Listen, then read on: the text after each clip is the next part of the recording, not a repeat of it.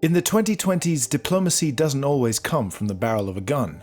Sometimes it comes through a bank account freeze. Over 16,000 sanctions have been placed on Russia since 2022. That's more than Iran, North Korea, and Syria combined.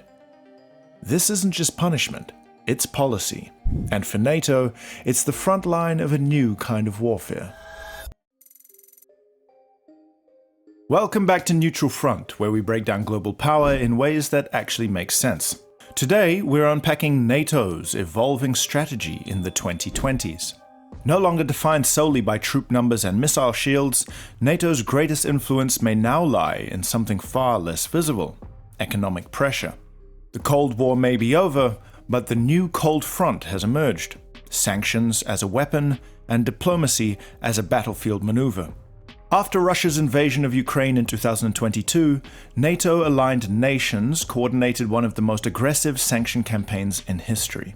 Russian banks disconnected from SWIFT, oligarchs' yachts and mansions frozen, exports of semiconductors, energy tech and luxury goods cut off. This wasn't just punishment, it was deference through economic strangulation.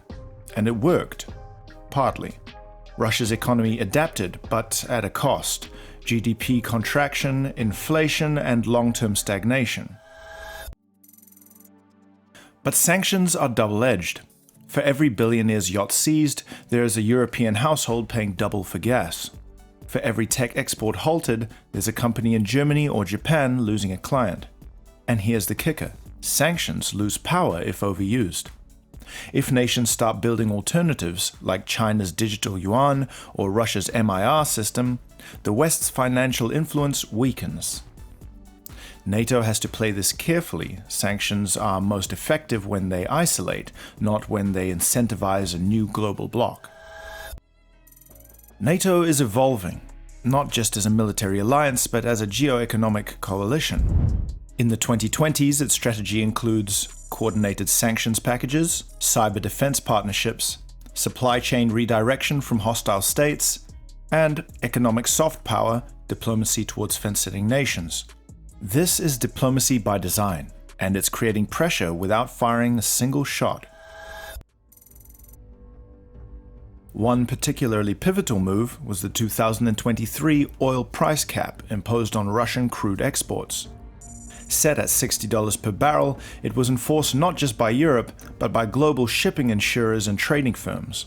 It sent a message: NATO's influence isn't just military, it's financial, it's global, and it reaches places where armies can't. The result? Russia's oil revenue dropped by 40% within 6 months. But here's the challenge ahead. We're moving towards a multipolar world, where the West doesn't automatically set the rules. As China, India, and regional blocs rise, will they support or resist sanctions diplomacy? And what happens when countries like Turkey or Hungary, NATO members themselves, start drifting between camps? This is the future battlefield: economic alignment versus defiance. And NATO's role? To lead without alienating, to influence without isolating itself. Sanctions aren't just policies, they're signals. They tell the world where the power lies, what lines can't be crossed, and who's willing to pay the price to enforce them. If NATO gets this right, it can shape the world order without launching a single missile. If not, it risks becoming just another voice in a very crowded room.